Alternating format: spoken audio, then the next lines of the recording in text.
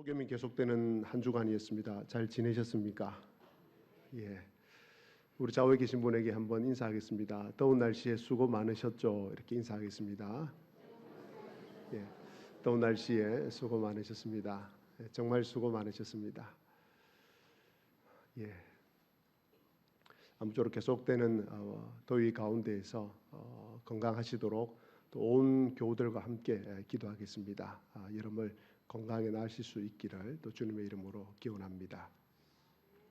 바울 사도는 빌립보에서 죽을 만큼 매를 맞고 감옥에 갇힙니다. 그런데 하나님께서 감옥 문을 열어주시고 죄수들의 착고를 풀어주십니다. 그 일로 인해서 간수와 그의 가족들이 예수님을 다 믿게 됩니다. 그 다음날 상관들이 와서 바울과 실라를 풀어줍니다. 그리고 빌립보에서 떠나기를 청합니다. 바울 사도는 매를 맞은 몸을 이끌고 마게도냐의 다른 지역에 복음을 전하기 위해서 발걸음을 내딛습니다.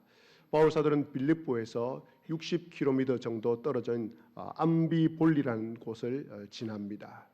그리고 거기서 48km 떨어진 아볼로니아를 지납니다. 그리고 아볼로니아에서 또 60km 떨어진 데살로니가에 도착을 합니다. 암비볼리와 아볼로니아를 그저 지나고 데살로니가에 도착을 합니다. 바울 사도가 암비볼리와 아볼로니아를 방문하지 않고 거쳐서 데살로니가에 이르게 된 것은 회당 때문이었습니다.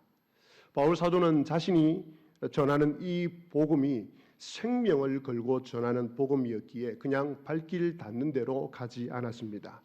깊이 생각하고 목적지를 정하였습니다. 철저하게 하나님을 의지하고 기도하면서 그 다음 목적지를 정하였습니다. 왜냐하면 성령님께서 자신의 전도 일정을 인도하신다는 것을 경험하였기 때문입니다.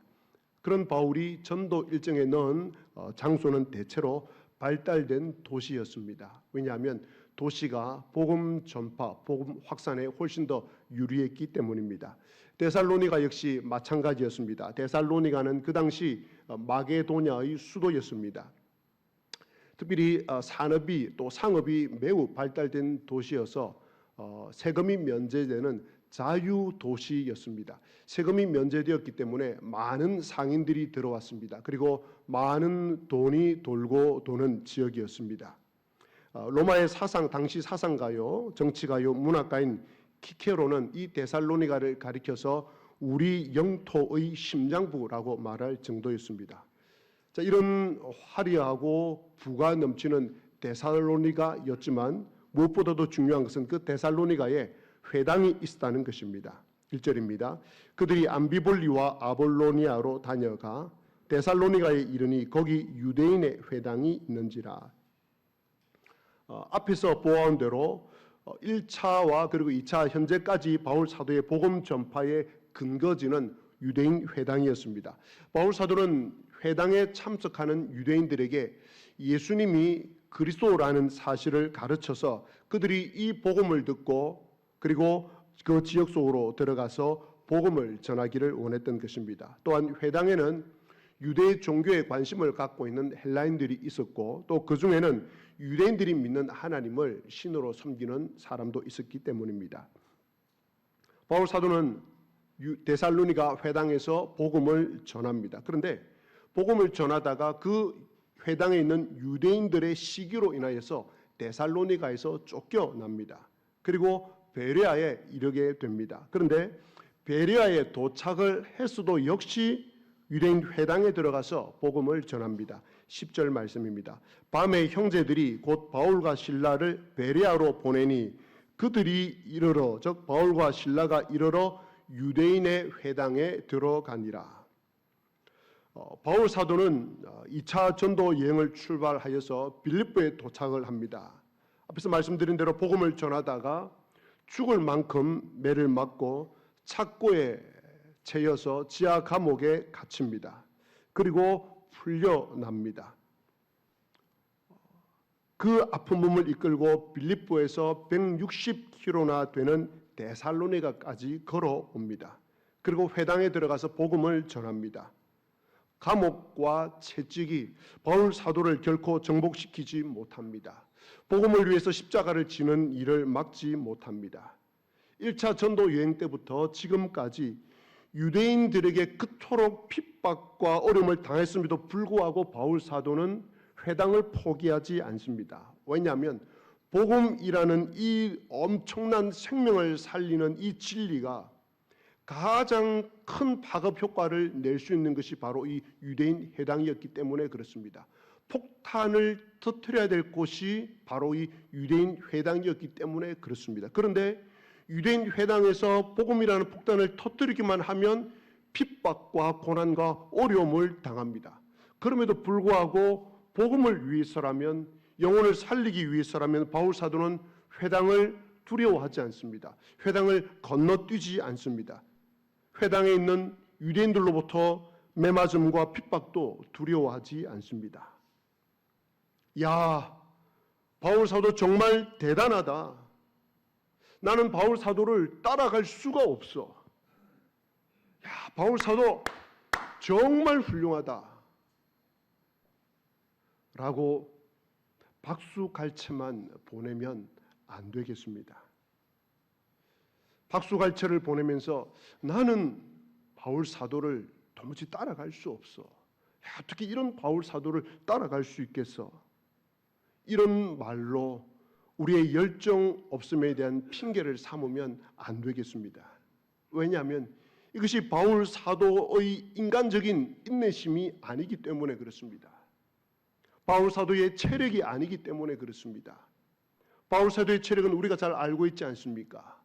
정말 고치기 힘든 질병이 있어서 복음을 전파할 때마다 이 질병으로 인해서 복음 전파를 할 수 없을 만큼 큰 질병을 갖고 살았음에도 불구하고 그는 그 질병에 굴복되지 아니하고 복음을 전파하였습니다.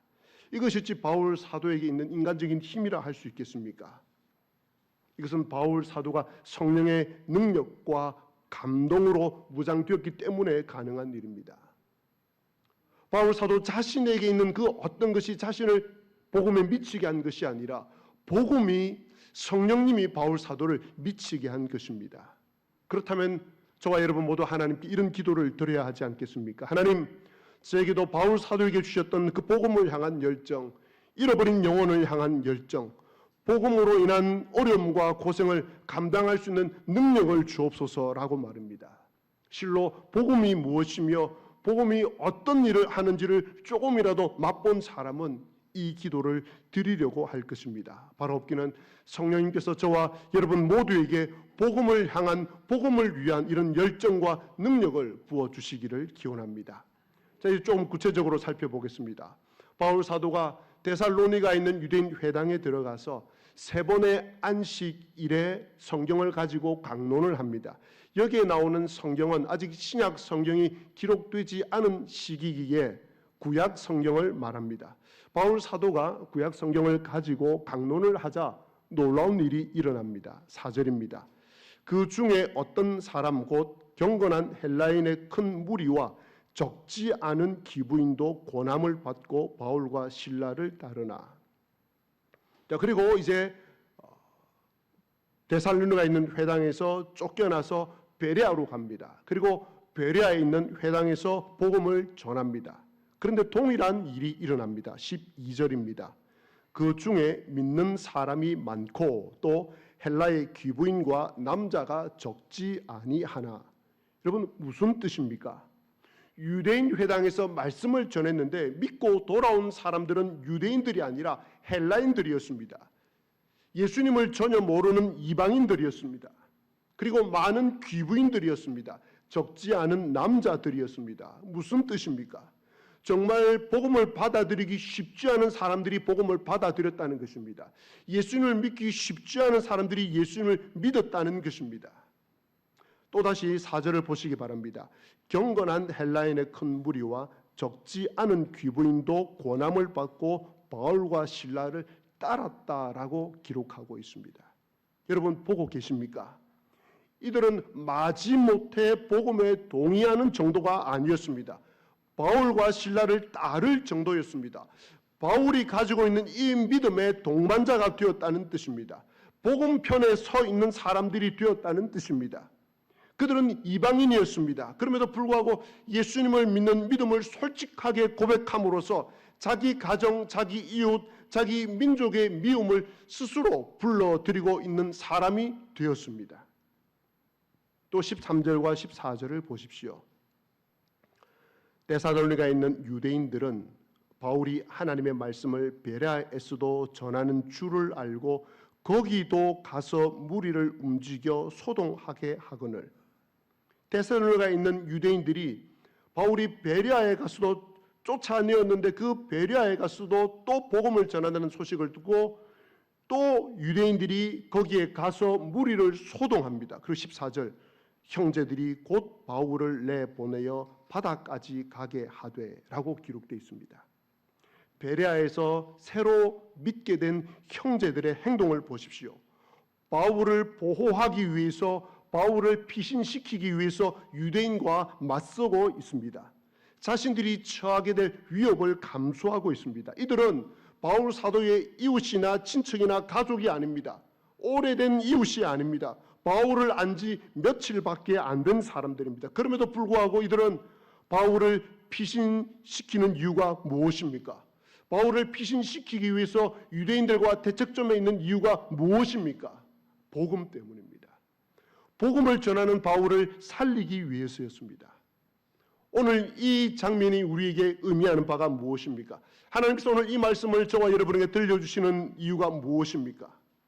복음에 대해 반응하고 믿음을 가진다는 것은 중간지대를 벗어난다는 뜻입니다. 진리를 듣고 마음의 결정을 내리지 못하는 사람은 중간지대에 있는 사람입니다. 그런데 오늘 본문에서 바울 사도의 강론을 듣고 예수님을 믿은 사람들의 모습을 보시기 바랍니다. 이들은 중간지대를 벗어난 사람들이었습니다. 이들의 행동을 보시기 바랍니다. 이들의 행동 자체가 이들이 믿음이 있음을 증명해 주고 있습니다. 헬라어로 믿는다라는 동사는 피스튜오입니다. 이 피스튜오에는 또 다른 뜻이 있는데 입증하다라는 뜻이 있습니다. 믿음은 반드시 행위로 입증이 되어야 합니다. 오늘 데살로니가에 믿었던 귀부인들의 모습을 보시기 바랍니다. 그리고 베레아에서 예수를 믿었던 형제들의 모습을 보시기 바랍니다. 위협을 감수하고 복음을 위해서 자신들의 삶을 드리는 것을 증명을 해주고 있습니다.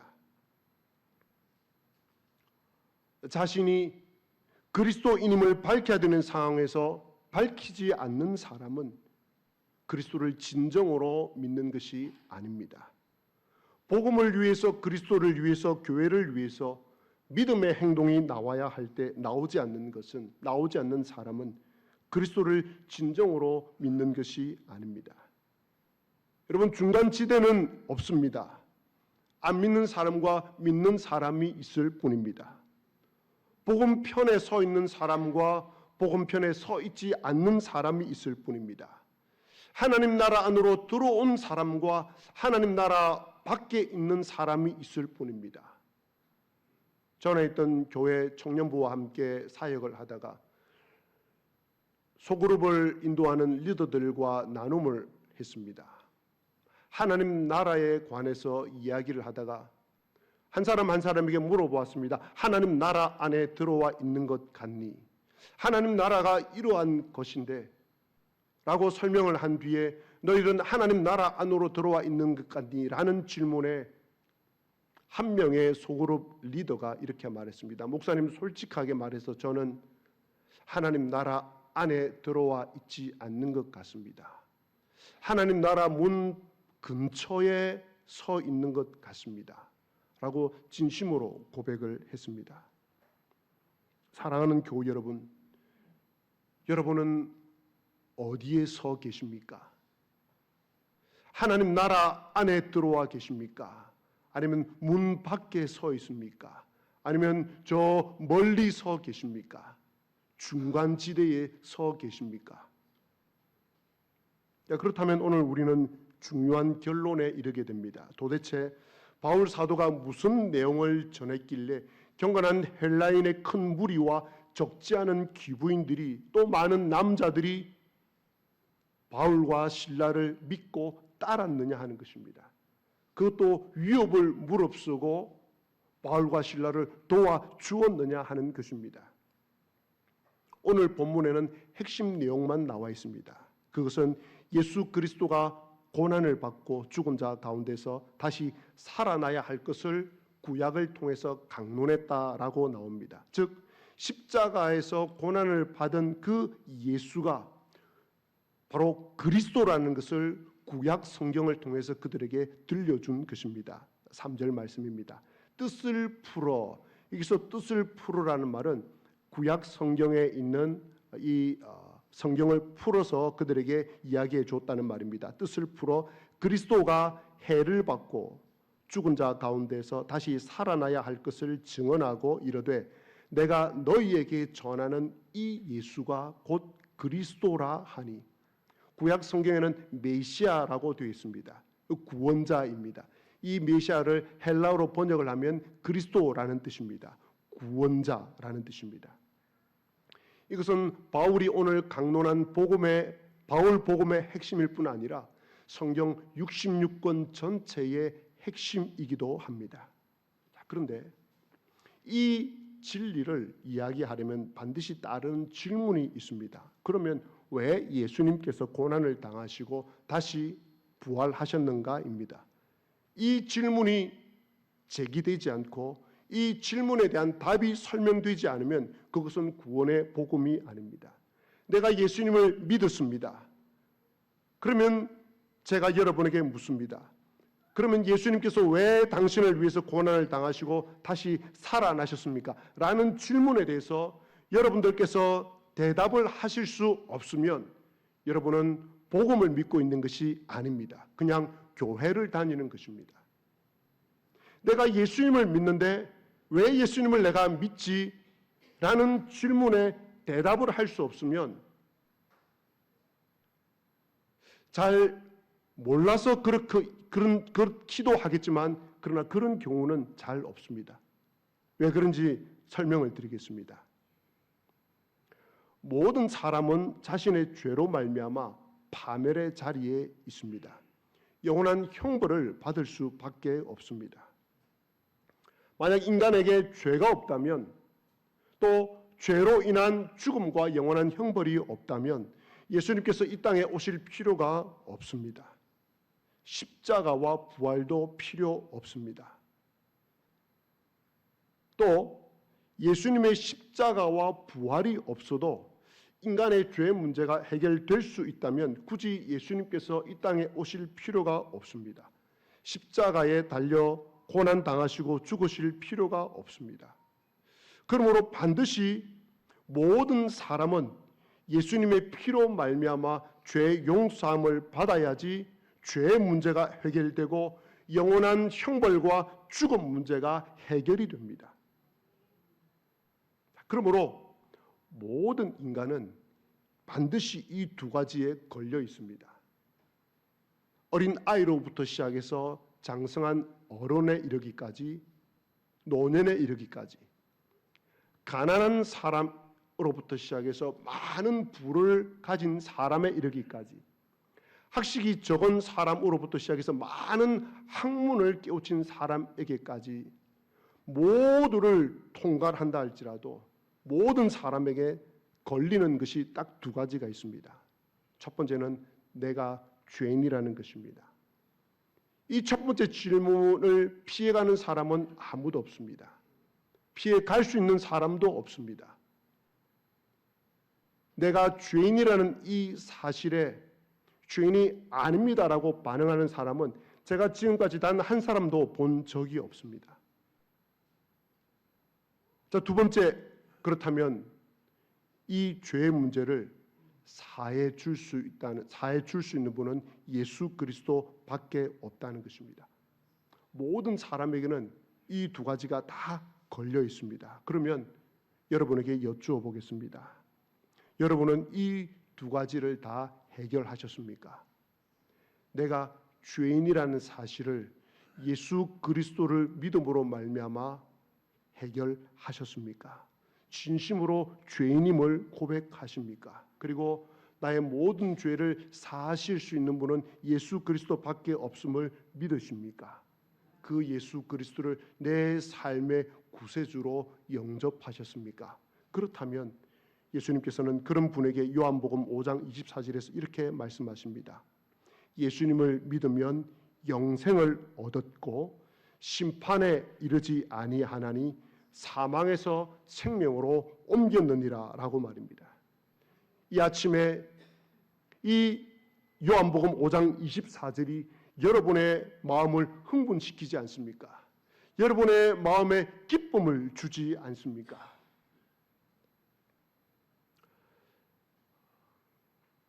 흔히 이런 표현을 쓸 때가 있습니다. 이제 죽어도 여한이 없겠다. 이제 죽어도 여한이 없겠다. 무엇을 이루고 나면 이제 죽어도 여한이 없겠습니까? 여러분들은 정말 바라고 바라던 가장 이루고 싶었던 어떤 한 가지 일, 그 일 이루고 나면 사람들은 이야기합니다. 이제 죽어도 여한이 없겠다. 저는 목회자로서 그리고 주님을 믿는 한 명의 성도로서 여러분에게 자신감 있게 진심으로 말씀드릴 수 있습니다. 저는 지금 죽어도 여한이 없습니다. 비록 젊은 나이지만 지금 죽으면 아내가 있고 아이 3명이 남아있지만 저는 지금 죽어도 여한이 없습니다. 왜냐하면 예수 그리스도가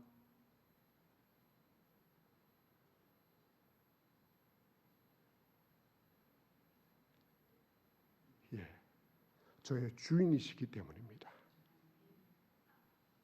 죽음도 영원한 형벌도 맛보지 않을 것임을 제가 확신하기 때문입니다. 영원한 주님의 나라에서 영원하신 주님과 함께 영원토록 살게 되실 것을 믿는 여러분에게 이 아침 주님께서 주시는 그 구원의 기쁨이 넘쳐나시기를 주님의 이름으로 기원합니다. 자, 그런데 구원에 있어서 매우 중요한 단어 한 가지를 소개하겠습니다. 회당의 유대인들이 바울과 실라를 시기하여서 시장에 있는 폭력배를 동원을 하여서 바울을 죽이려고 찾습니다. 그런데 찾아내지 못하자 믿는 형제인 야손과 그 형제들을 끌고 읍장들 앞에 가서 고발을 합니다. 이때 이 유대인들이 야손과 그 형제들을 고발하는 죄목을 보시기 바랍니다. 7절입니다. 이 사람들이 다 가이사의 명을 거역하여 말하되 다른 임금 곧 예수라 하는 이가 있다 하더이다. 유대인들이 고발하는 그 고발 죄목이 무엇입니까? 이 사람들이 가이사를 황제로 모시고 있으면서도 그들이 하는 말이 우리에게는 다른 임금이 있습니다 라고 이 사람들이 늘 이야기를 했습니다 라고 바울이 했던 종교적인 말을 정치적인 말로 바꾸어서 그들을 고발을 하고 있는 것입니다. 이 사람들은 로마 황제를 황제로 왕으로 인정하지 않고 예수를 왕으로 인정하는 사람이기 때문에 이 사람들은 반역자들입니다 라고 고발을 했던 것입니다. 자, 여기서 우리는 놀라운 사실을 발견할 수 있습니다. 비록 이 사람들이 정치적으로 바울 사도의 말을 가지고 종교적인 말을 가지고 정치적으로 고발을 한다 하더라도 바울 사도가 전한 내용의 핵심이 무엇이라는 것을 분명히 그들이 알고 있었다는 것입니다. 무엇이었습니까? 예수가 임금이라는 것, 예수 그리스도가 왕이라는 것을 이 유대인들이 알고 있었습니다. 이것을 얼마나 분명하게 전했던지 안 믿는 사람들마저도 이 사실을 알고 있을 정도였습니다. 그렇다면 예수님을 믿는 분이라면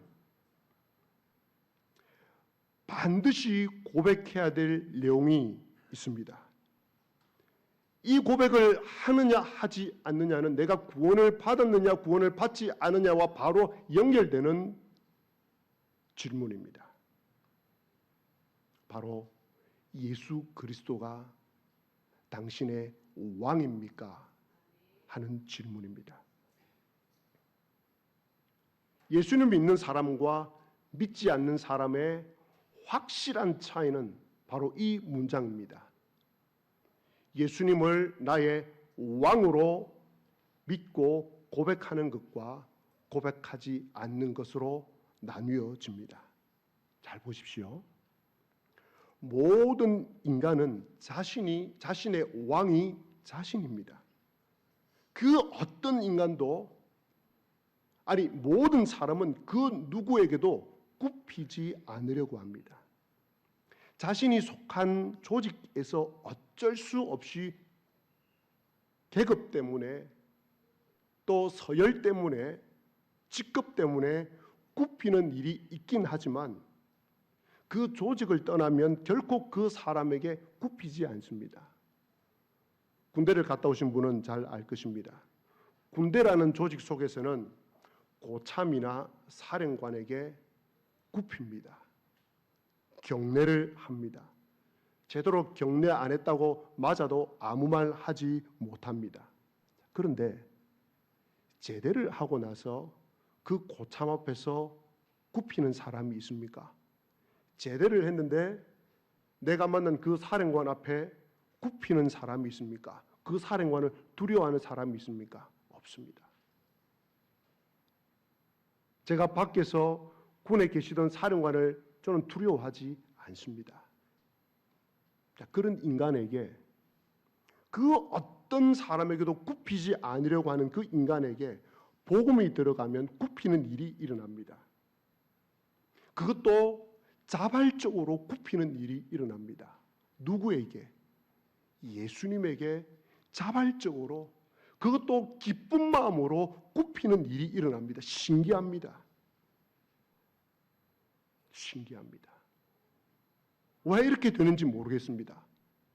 복음이 들어가기만 하면, 예수 그리스도를 믿기만 하면, 그 예수 그리스도를 왕으로 모시기만 하면 그분의 발 앞에 무릎 꿇고 엎드리는 일조차 전혀 부끄러움이 아닙니다.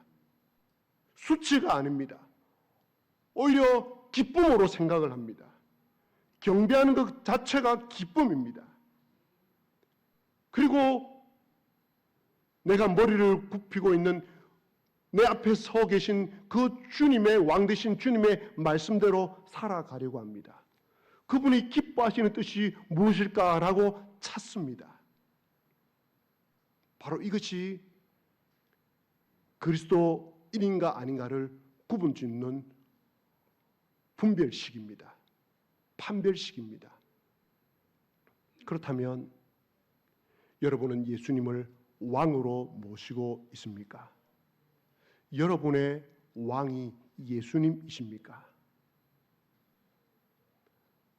아마 여기 있는 대부분의 분들은 예수님을 왕으로 고백하실 것입니다. 저도 그렇게 믿고 있습니다.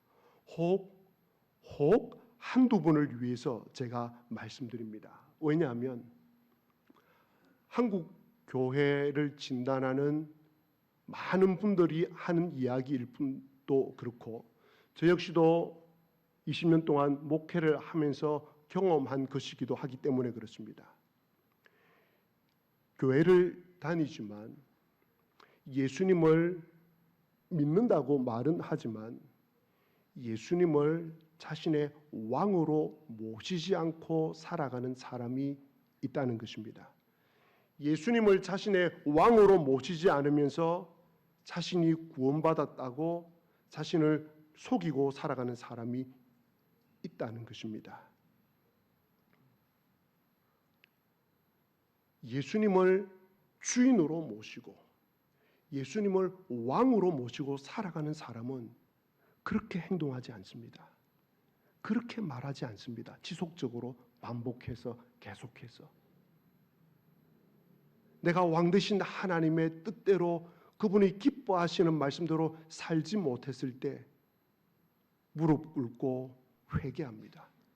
점차 삶이 변해갑니다. 그런데 그런 삶의 방향이 없고 삶의 변화가 없는 사람은 정말 그 내 마음에 내 삶의 주인이, 내 삶의 왕이 하나님인가 나인가를 다시 한번 물어보아야 합니다. 일주일을 살아가고 2주일을 살아가고 한 달을 살아가면서 내 생각대로, 내 이성대로, 사회 관념대로 행동하려고 하다가 하나님이 이렇게 하지 말라고 하셨지라는 말씀 때문에 내 이성과 내 상식과 내 하고 싶은 욕망대로 하지 않고 내 삶의 태도를 바꾼 일이 없다면 그분은 예수님이 왕이 아닐 수 있습니다. 예수님을 왕으로 모시고 살아간다고 하면서 그 왕의 말씀인 이 성경 말씀을 읽고 듣고 순종하는 일을 하지 않는다면, 성경을 읽은 지가 한 달, 두 달이 되었다면 한번 진지하게 물어보셔야 됩니다. 내 삶의 주인은 누구이며 나의 왕은 누구인가라고 말입니다.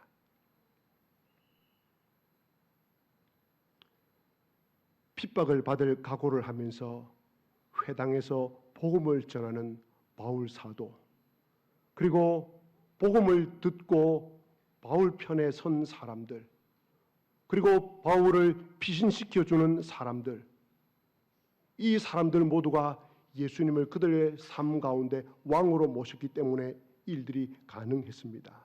사랑하는 교우 여러분, 예수 우리 왕 그를 위하여 이렇게 살아도 결코 억울하지 않습니다. 결코 아깝지 않습니다. 예수 우리 왕 그분을 위해서라면 내 시간과 돈 어떤 것도 결코 아깝지 않습니다. 드려도 아깝지 않을 뿐 아니라 기쁨이 솟아납니다. 8월의 태양이 자결하고 있습니다. 그러나 예수 그리스도를 왕으로 모시고 살아가는 여러분들에게는, 그리고 예수 그리스도께 주시는 그 구원의 기쁨을 가지고 살아가는 여러분들에게는 결코 자결하는 8월의 태양도 여러분을 덮치지 못할 것입니다. 기도하시겠습니다.